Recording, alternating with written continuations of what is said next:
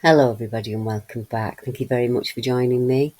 My name's Deborah Hatswell and you're listening to BBR Investigations. In tonight's show I will be sharing some cases from Cannock Chase, RAF Bempton, as well as some other areas, which feature a number of males who have disappeared, never to be found after leaving their cars parked up in a car park close by. No sign of them was ever found. And in another case, I will share with you the unsolved death of a mystery man found close to a car park at Cannock Chase. And if we have time, I have some cases in the Forest of Dean that feature a human foot found within a shoe, and several mysterious disappearances. Now let's go to Cannock first. This will cover only their cars were found and mystery over a man's death. The body of a man has been found on Cannock Chase in July of 2016, and it sparked a police probe. The death of the 67-year-old, who has not been named, was found in woodland at Brockton. His death is being treated as unexplained by Staffordshire Police. They have not shared how the man died or how they know his age. A member of the public raised the alarm after finding his remains near the Anson's Bank car park, which is on Camp Road in Cannock and Brockton area. It is not clear how he made his way to the area or whether he used his own car or public transport, as no mention of a vehicle was given out in the report. Now, this case is similar to the case in Monkton Ayrshire, where the lady was said to have been eaten alive by foxes after leaving her car. And Camp Road is an area where members of the public have reported a creature or creatures they described as hyena-like. They're very tall and they move off walking upright on two legs. And one was spotted and seen, and the creature that was seen was described by the witness as looking ailing and sick.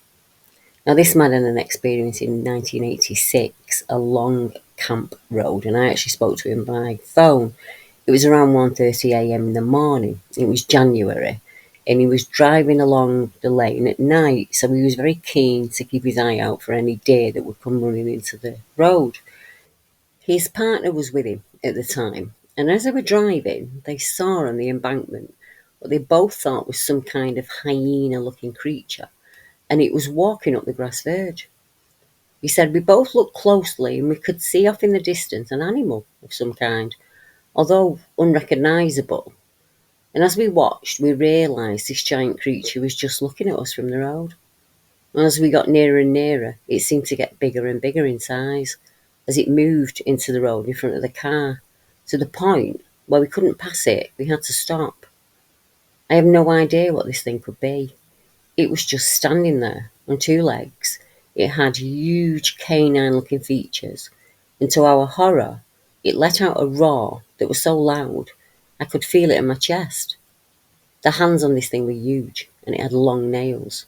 I beeped the horn in the hopes of scaring it off, but it didn't. It didn't move an inch. And as we were looking at it, wondering what to do next at this point, this dog arose onto two legs, raised its arms in the air, and slammed its fist down onto the bonnet of the car we were sitting in. It was pushing down on the bonnet of the car and looking at us with yellow eyes. It looked sickly and ill, and I honestly thought it would come in through the windscreen. I didn't know what to do. I really cannot find the right words to describe whatever this thing was. It ran off where it saw a car approaching from behind. It appeared that it was dog-like, and the body on this thing was huge for a domestic dog. And for all it looked massive, it also looked pretty sick. It was covered with a patchy grey fur. It wasn't sleek or well cared for, but all matted and knotted. And as I said at first, I thought it was a massive dog. And I still did, until it raised up onto two legs. Many years later, I told my new partner about the incident, and we went back to the area and the site of this encounter. We were in the car park talking about the incident when a dark blue Vauxhall pulled right up to our boot. Now this was one car with one occupant, a male driver in his 30s, and he just sat watching us from his car. It may be that I was still affected by what had happened back then, I'm not sure. Because to be honest, I slept for weeks and weeks with the light on after I saw that creature.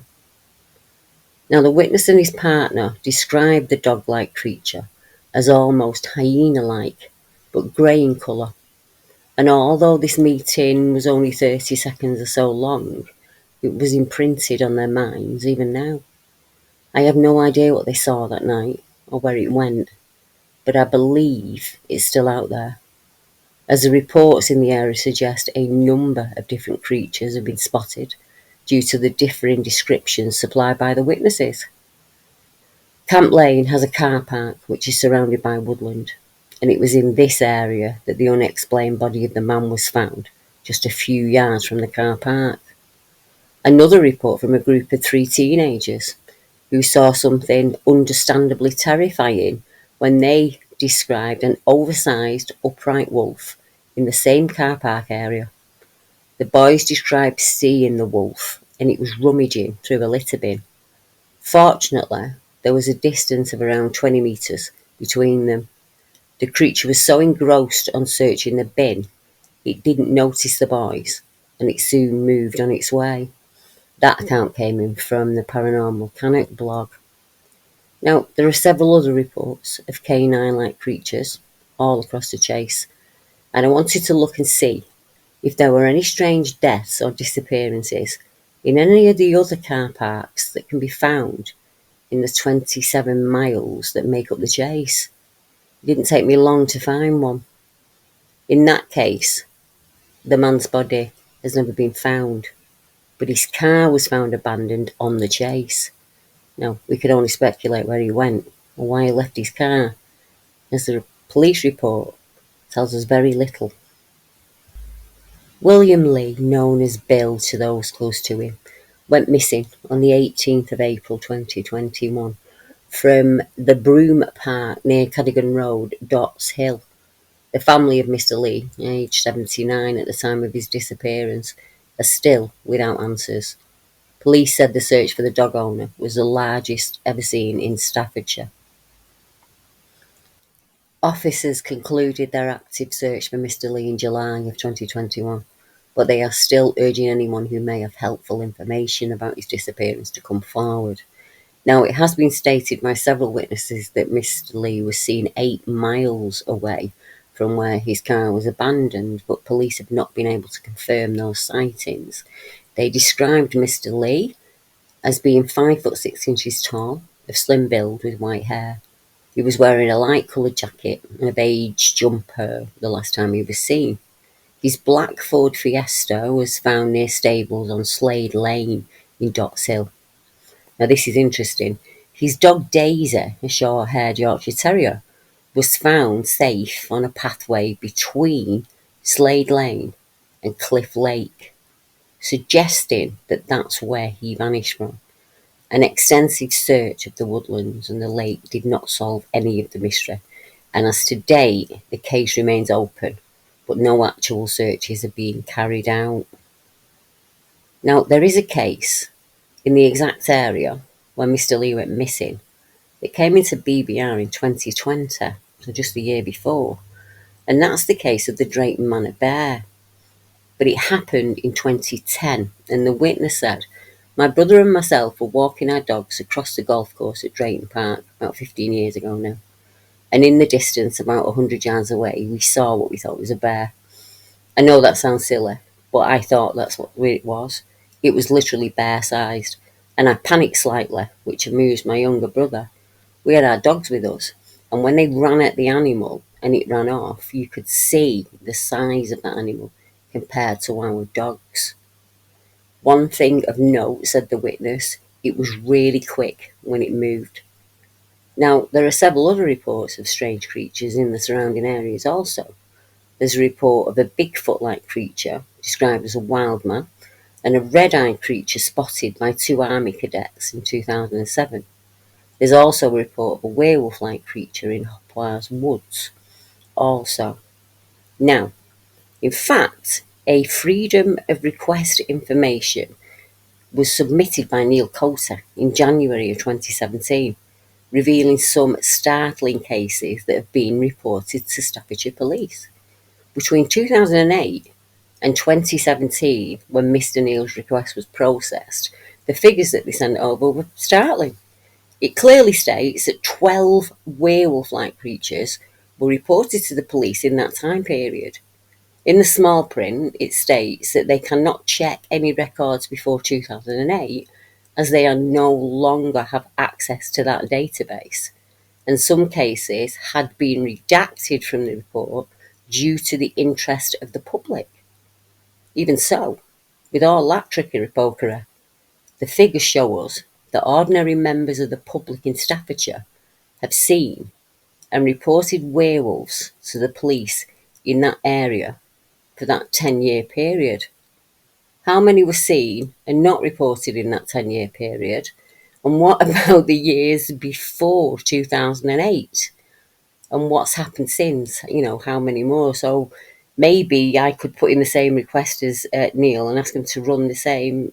What they tend to do is put search words in, and that will pull up the cases, but they will redact anything that they don't want you to know. But I've included the Freedom of Information request as it came to Neil, and obviously Neil passed it across to me, and I'm very grateful that he did. Sadly, the reports that we just listened to are not the only cases of missing people in the area. There are far too many for me to share here tonight, and strangely, it is not the only case where men have gone missing, never to be found, whose vehicles have been recovered in a nature reserve in the UK. How strange would it be if two of those cars were discovered in the same car park? Cannock Chase and the Bempton Cliffs share the fact that they are owned by the Ministry of Defence, and it is around these areas that the creatures are reported. Locals and visitors report seeing these creatures usually around dusk or early evening. The two places also have cases of missing people who vanish under mysterious circumstances, while their vehicles are found in the small car parks dotted around the area. Two men have gone missing from an area where the locals have reported werewolf-like creatures. RAF Bunker is well known for the strange experiences people have there, including a number of reports from people who have seen large canine-like creatures moving in a pack along the cliffs. 4 of the witnesses I've spoken with myself said they felt the animals were intelligent and were not afraid to be seen. In 2 separate cases, couples on different occasions felt that the creatures had shown themselves on purpose. An ex-police officer described the creature he saw in 2022 when he was staying at the Wold campsite, which sits along the cliffs themselves. He saw some creatures that he described as hyena-like, just like the cases at Cannock. He said, "It was dusk when I saw the creatures. I could not identify them in the cornfield, but everything about them was off. The way they moved, the build, that's what caught my attention. These things had very muscular necks, and my brain went through every known animal here in the UK, and they didn't fit with anything. One of the creatures was sitting down in a field, sat like a dog. It was so big, you could see it above the corn. The second one was running around the first one, as if they were playing a game of some kind. It was running back and forth, and then it'd disappear below the corn and pop back up again. It was really weird and unnerving seeing them like that. They were around a distance of about 250 to 300 yards away, and they were still huge, even at that distance. The one that was running around became aware of us watching them. It looked directly at us, and then it did this kind of bluff charge towards us. You could see the top of its shoulders and its head, and the way it moved was almost like it was gliding through the corn. It moved between us and the other creature sitting down. Of course, we both went for our phones to record them, and at that point, they were gone.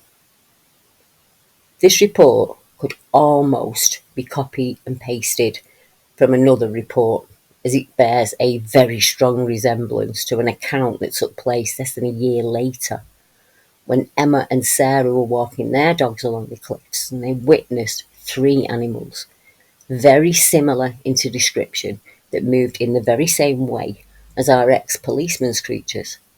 Neither of those couples know of each other or have had a conversation, and they are not the only people to report this kind of creature around the RAF base to me and to other researchers who are working cases in that area. In a strange serendipity, whilst looking into this area, I did find 2 reports of missing men whose cars had been found at the base. Simon Hodgson Greaves was last seen back in December of 2013 after visiting the very popular RSPB Nature Reserve at Bempton Cliffs. On December the 21st, a member of the public became worried after finding his camper van there, and it was reported to the police. The day before, a man was seen inside and around the van, although it's not verified whether it was Simon or not. The man was seen again a day later in the same position. He hasn't been seen since.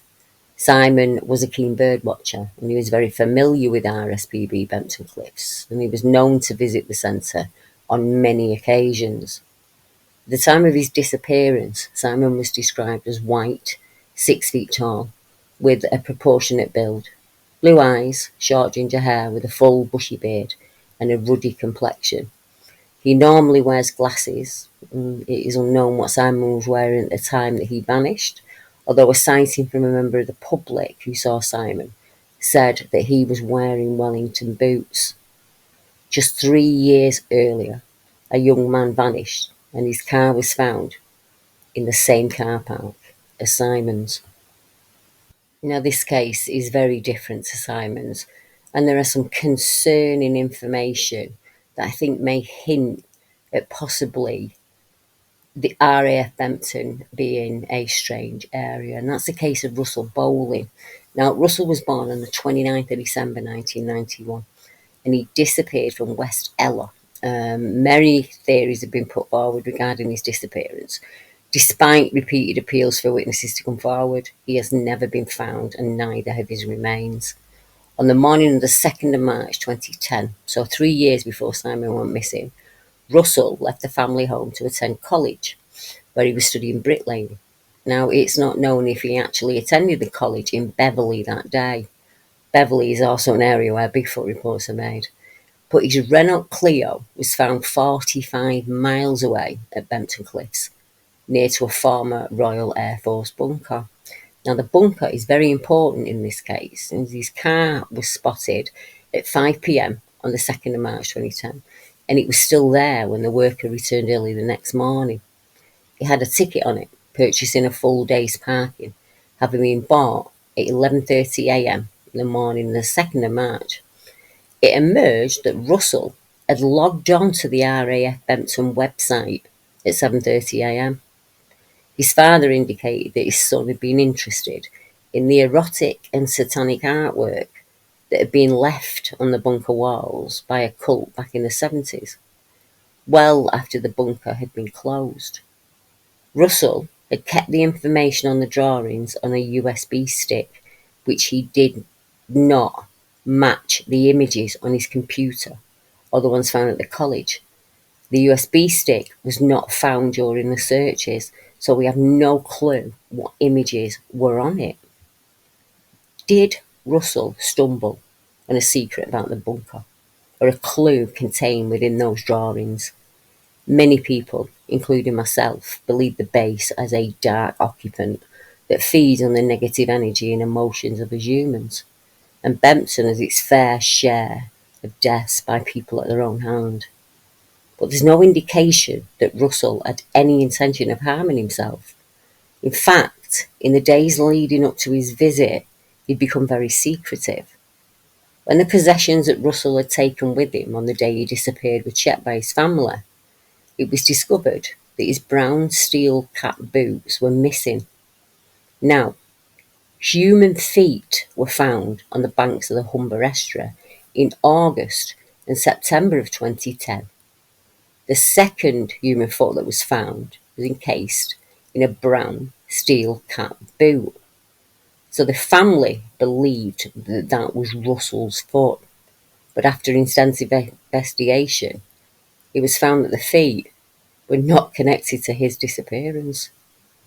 In efforts to find their son, the family had to pay to have the concrete cap preventing people from entering the base illegally removed at a cost of over £1,200. I'm unsure if this concrete cap was in place when Russell went missing, but it did say that the base had been closed several years before. And if it was, how did he enter the base to take those photographs saved on the pen drive? Another astounding fact in this case was reported after the police took away any devices that the family connected to the internet on at the home, and that's kind of standard. And it was reported that indecent images of children had been found on Russell's father's computer. Is there any connection between that, the drawings at the base, the rituals that were carried out there, and Russell's disappearance? Why did these men leave their cars? Was that intentional? Or something happened that made returning to the car impossible? Whether we speak about the Bempton cases or the Cannock. If so, where are those men now? Or did they leave the car to get away from something that scared them, never to return?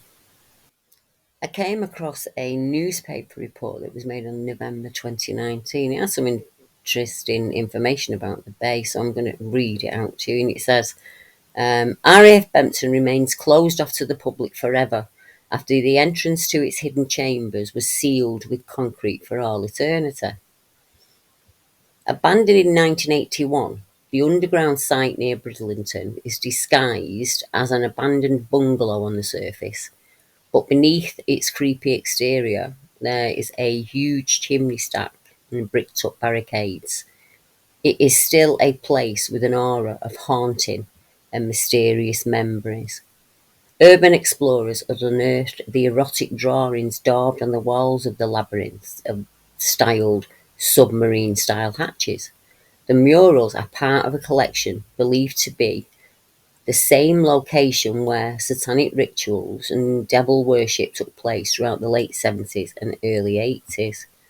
I'm not loving this journal, he's not the best, is he? He says, the base and the images were once described as a subterranean Satan witches coven, and there are sexually explicit images that are down there. Now, the site closed down officially in 1950 after a few name changes, including the 146 Signals Unit Bempton. It was later disbanded in December of 1961. And it is rumoured that those rituals still go on to this day. He says the disturbing graffiti has proven popular with a legion of urban explorers. One said they'd been forced to crawl through a series of carparks to gain access to the site before the entrances were concreted over in 2009. So now we know that those entrances were concreted over when Russell went to the base.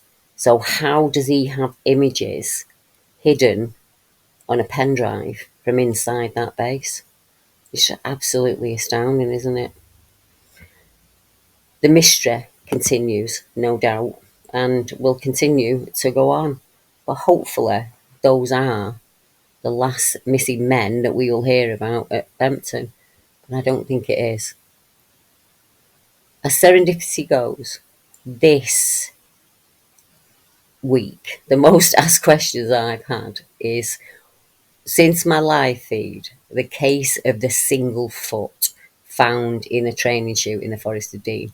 And it's serendipitous in the fact that we were just speaking about human feet that were being washed up on the beaches in the Yorkshire area. Now, the Forest of Dean is an area where several cryptid creatures have been seen. And I realised this was another area where men had gone missing in mysterious circumstances.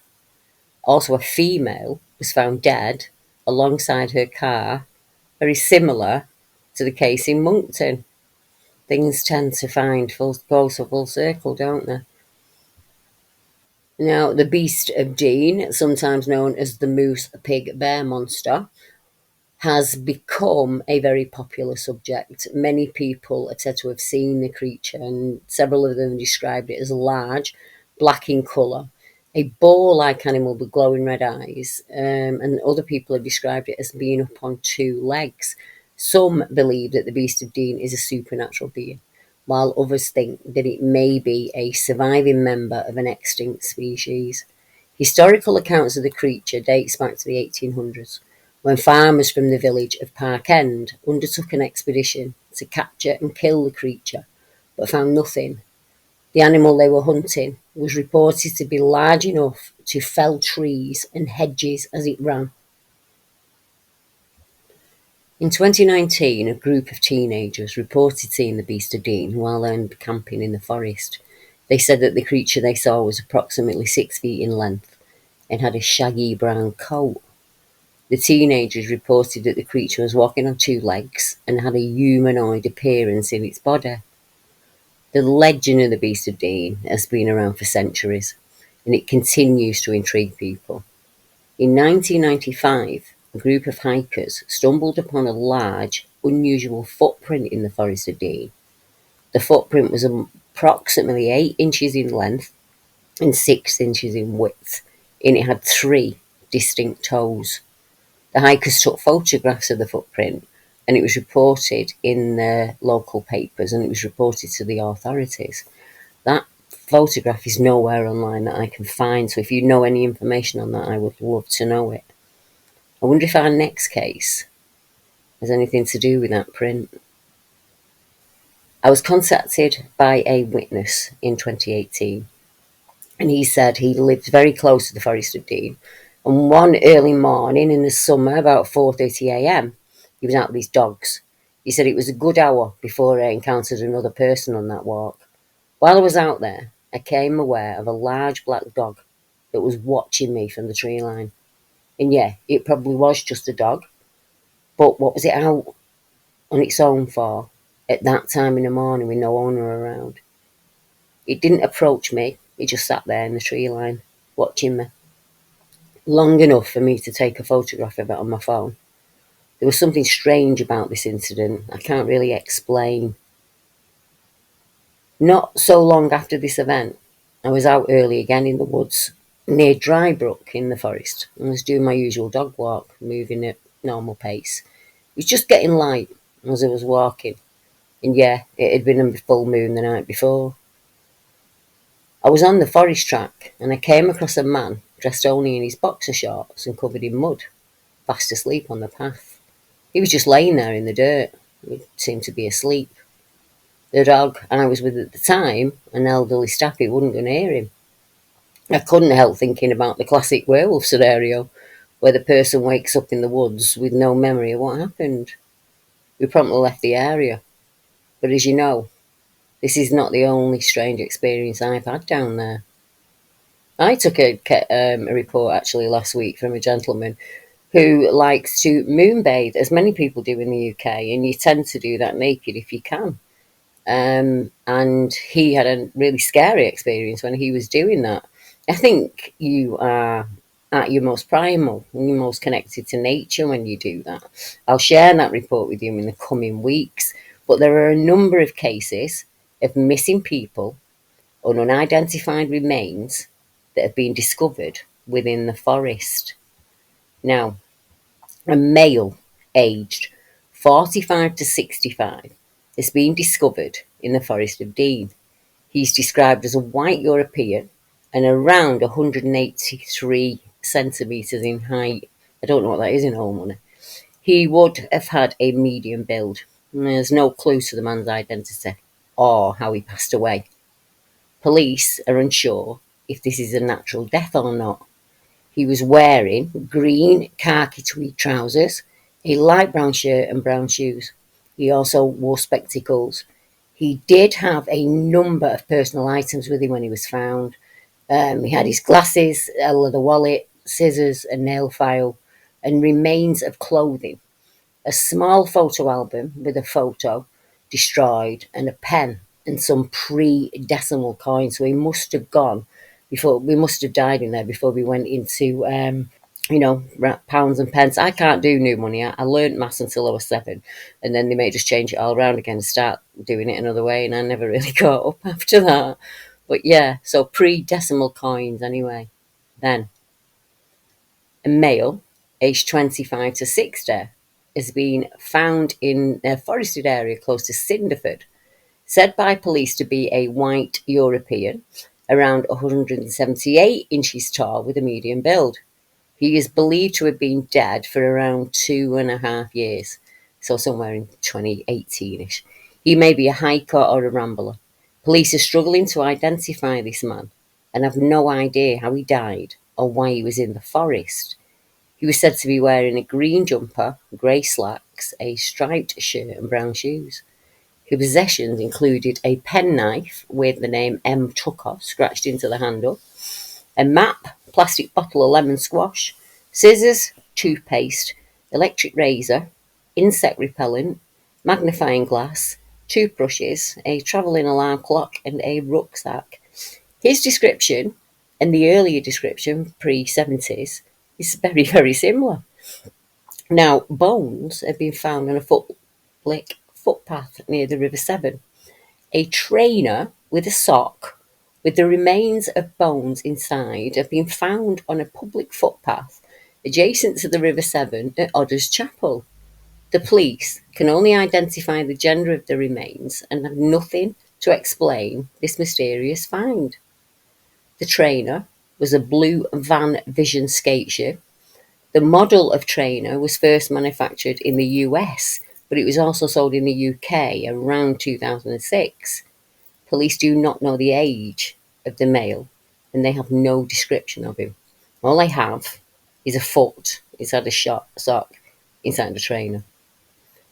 In a very recent case in the area, we have a missing woman who died in mysterious circumstances and was found away from the car. That rings a bell. So, a woman has been found dead after the vehicle of a missing 67-year-old was located. A woman who was reported missing from the Forest of Dean on January 3rd, 2025, is believed to have died after a car was located a short distance away.